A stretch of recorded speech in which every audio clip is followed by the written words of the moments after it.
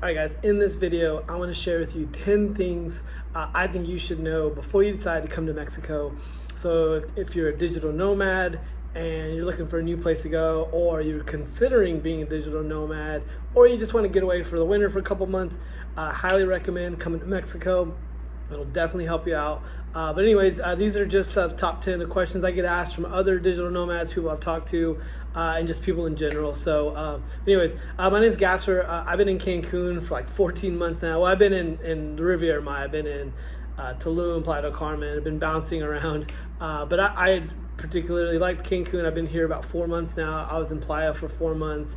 They're really good, and I was only in Tulum for a couple weeks. So, but anyways, hopefully I can help answer your questions. If you have, I'll share with you the top 10 things I have. But if you have any specific questions, definitely let me know in the comments. But let's go ahead and get started. So, first and foremost, when you come here, you definitely need to find a place to live. So where do I find a place to live? The best place I've found is Facebook Marketplace. You can get you can search by price range, area. I highly recommend, if you're considering coming down here, just jumping on it one afternoon and just searching around to see the different apartments. Literally within like an hour or two, you'll get a feel for the neighborhoods, how much they cost, what you can get. Generally speaking, in downtown of whether it's Playa del Carmen, Tulum, or Cancun, if you're in the center, it's going to be a little bit older, but a lot cheaper. Typically, the newer developments have the nicer buildings, the bigger buildings. Downtown, a lot of them are refurbished though, so there are a lot of nicer places you can still get at a very affordable rate. What I really like about being downtown is there's lots of public transportation. So if you need to get from here to there, it's very easy to do that. There's tons of shopping, but even in the newer developments, there's still that. But I'm just speaking generally. But the number one thing I definitely recommend is visit before you commit. Get an Airbnb, get a hostel, get a hotel. Just check out multiple locations. Do not deposit money before you see the location. First and foremost, you just want to not give somebody money that you've never met. It's just common to me. That's just common etiquette for internet purchases. I know some things you can buy online safely and securely. I wouldn't do that online for a lot of things. But here, you really want to get to know the neighborhood. You really want to check out where it's at. Sometimes people take really good pictures and you go check it out in person and it's nothing like what you expected. You get in there and it's all crammed.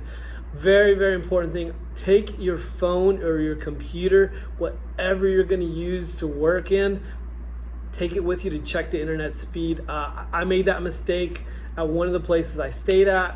I didn't check it, and come to find out, it was at a hotel, and they did like a 1 month special.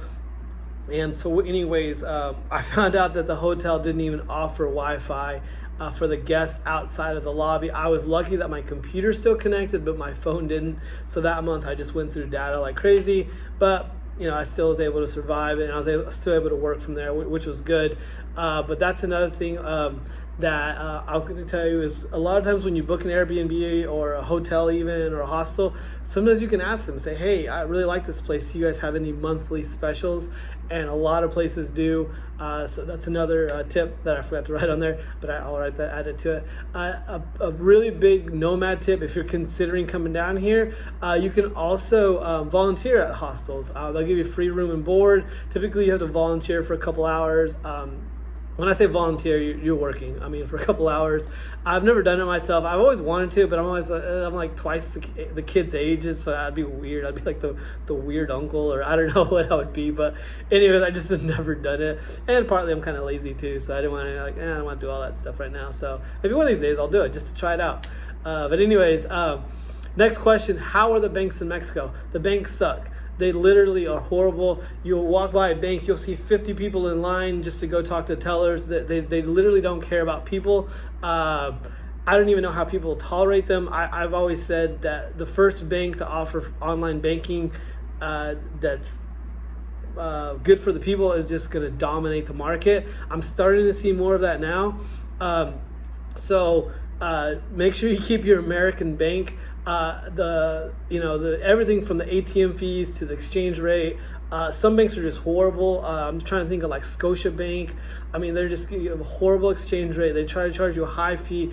The best bank I've found is CitiBanamex, I think that's what it's called. I'll double check and I'll put that in the notes. But there are a couple other ones. They're about 40 pesos, so about $2 to withdraw money. The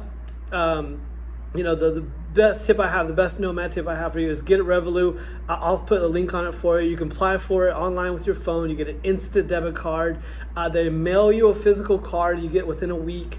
If you're already here in Mexico, I got mine in like 4 or 5 days. They said a week and I got it in like 4 or 5 days. I think in the US they give you like 1 or 2 day shipping. So definitely, even if it's last minute, you can still get it. Even if you're here, you can already get it. You can also deactivate your card if you lose it. I remember one time I couldn't find my wallet, and I was starting to freak out, and I was like, I need to turn off my Revolut card. And then I found my wallet. It was just under like some weird place. So anyways, and then like I said, they have great exchange rates, no fees. I've been using them for about 4, maybe 6 months. I don't know. I've had 0 ATM fees, but like I said, I go to CitiBanamex. I go to the better ones. So I've learned over time to not go to the rip-off banks. But anyways, if you guys know of any rip-off banks, let us know. Put it in the comments. But yeah, anyways, move on to the next one. Do I need travel insurance? You don't need travel insurance. If you want to get it, you definitely can. And just so you know, travel insurance is much cheaper than regular health insurance. I'm actually a licensed health insurance agent. I can provide you a link on it. I'll provide a link in the details if you want to get a quick quote online. But here's a super pro tip with Revolut. If you get a premium plan, it actually comes included with your premium plan. I don't know all the details. I haven't read all the details of what the limits are of it, but it does come free. So if you're considering getting Revolut already, that's another added bonus to get it there. So anyways, how's the transportation situation? I think it's great. I use primarily DD and bus services to get everywhere. Basically, if I'm in a hurry, I'll get a DD. If I'm not, I'll just take the bus system or the Ruta system, whatever they call it. I always just call it camion. But anyways, but if you're gonna be here for a while, a lot of people buy a scooter, buy a bike, buy a car.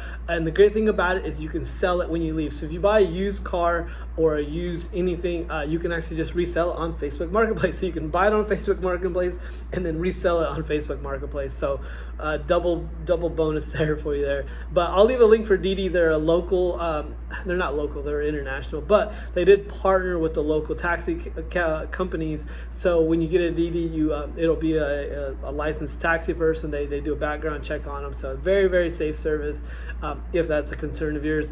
What do I need to bring? What I tell people is just bring what you would bring on a vacation. Like, you can get everything here. Like, and just put everything else in storage if you moved out of your place, or if you want to keep it safe.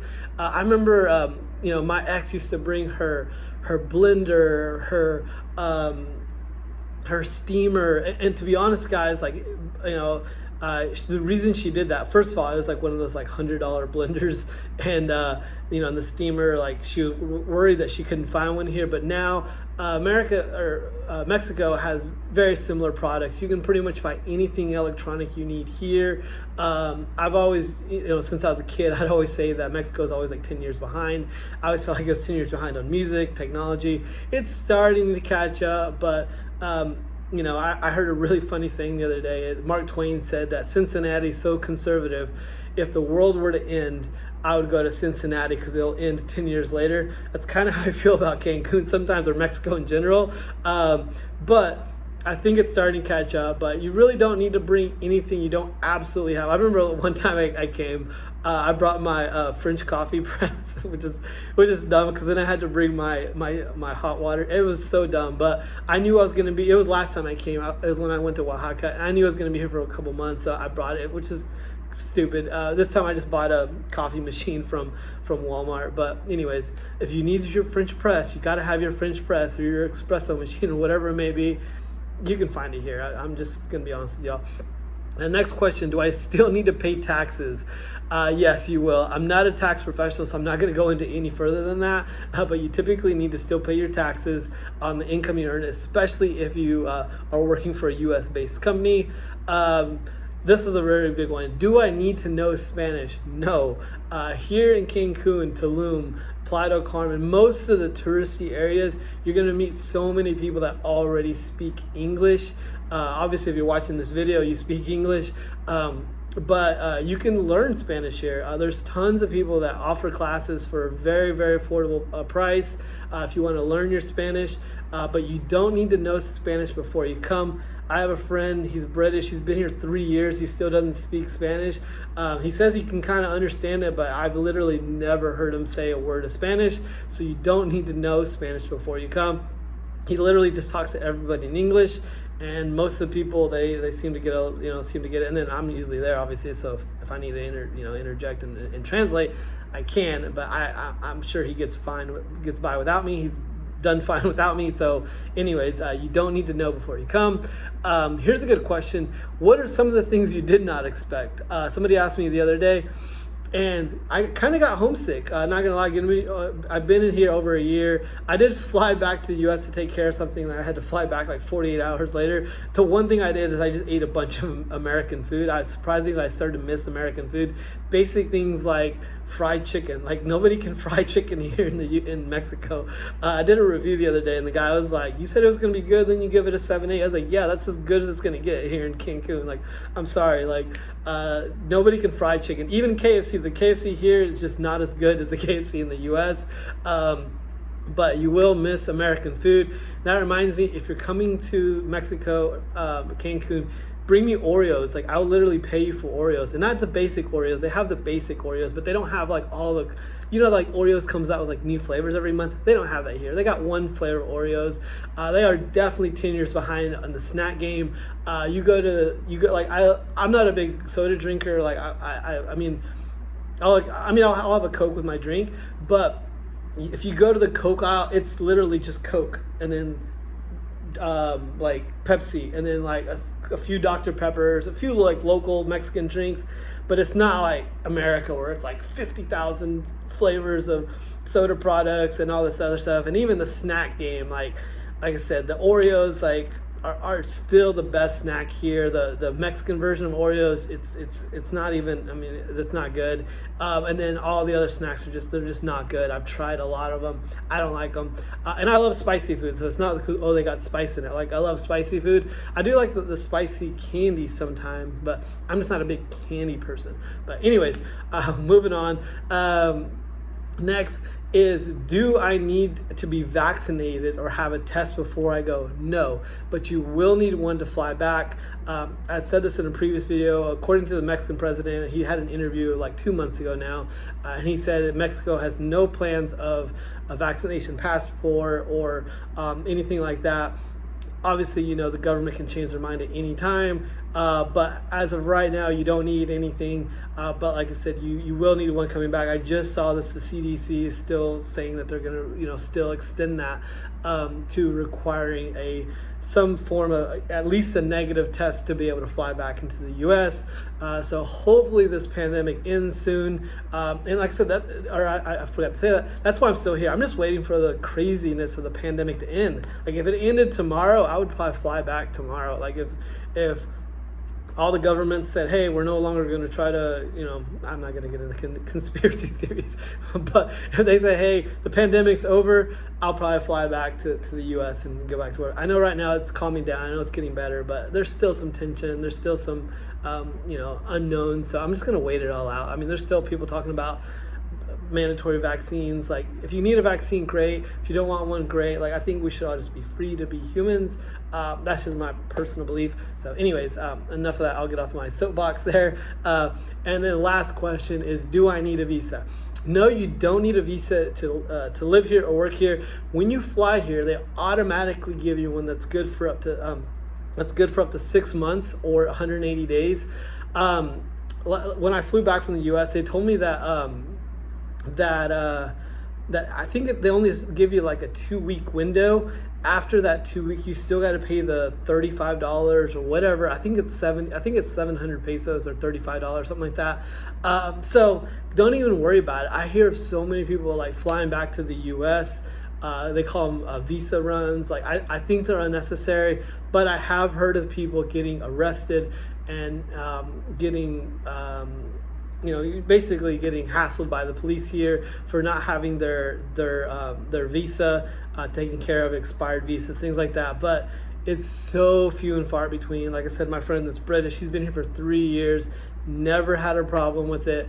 I've talked to other people that have been here just as long as he has, and never had an issue with visas. But if you want to be safe, just know that you have 6 months on your visa when you fly here. That automatically comes with it. But guys, thank you so much for watching this, especially watching it this far. If you have any questions, please let me know in the comments. And guys, don't forget to like and subscribe. If you have any questions about Cancun or just the Riviera Maya in general or Mexico in general, leave it in the comments. All right, thanks. Bye. All right, guys, I want to give you the 3 bonus questions to ask, or that people ask me. First is, how much does it cost to live in Mexico? So for this place here, it's a pretty nice little place. I mean, it's nothing fancy. It's basically like a mini hotel. There's literally hundreds of these here in Cancun. Maybe not hundreds, but at least dozens. So this one has been remodeled in the last 2 or 3 years. There's obviously older ones that are a lot less expensive. This one is $250 a month, which is crazy. I mean, that's super cheap. It's basically, like I said, an old hotel that got refurbished, but there are older ones for cheaper, and obviously there's much nicer places. You can literally rent a 2-bedroom house for like $500 a month. It's super cheap to live here. Even cheaper. I've seen some for like $300 a month, $400 a month. And like I said, there's just from all different price points. You can obviously get a much nicer place for $1,000 a month. You can get a high-rise on the beach with amazing views. So that's how much it costs to live in Mexico. Oh, I forgot to say, and then your food expenses are very affordable. Guys, I'm literally like, there's some months, like I said, I get, so for me, I do freelance marketing, and then I have some residual income from the insurance business I was in for a while. But if I just get my residual income and I don't sell anything, I don't do anything outside of that, I only make $500 a month, and I'm able to survive off of $500 a month. So if you're able to have your employer pay you that, you can live in Mexico, which is insane. That's super cheap. And so the follow-up question to that is, how can I work? How can I work remotely in Mexico? Talk to your current employer. Talk to, or maybe if you're talking to someone, say, hey, can I take this job and work remotely? If they say yes, say, is it possible for me to do this in Mexico? Hopefully they say yes to that. But if not, you can do what I do. Just be freelance. That's the next question. How do I start with that experience? The best thing I can tell you to do is just look for something you're passionate about. Don't try to do something just for the money. If you're an artist, you could be an artist online. If you're a graphic design artist, especially if you're into social media, like you can do social media for businesses. There's so many different things to do. Just expand your mind. Just Google, like, hey, how can I make money doing X? Or like I said, talk to your friends, talk to your family members. There's so many different ways for people to make money in this economy, in this new paradigm that we're in right now. But yeah, guys, if you have any questions, let me know in the comments. All right, thanks. Bye.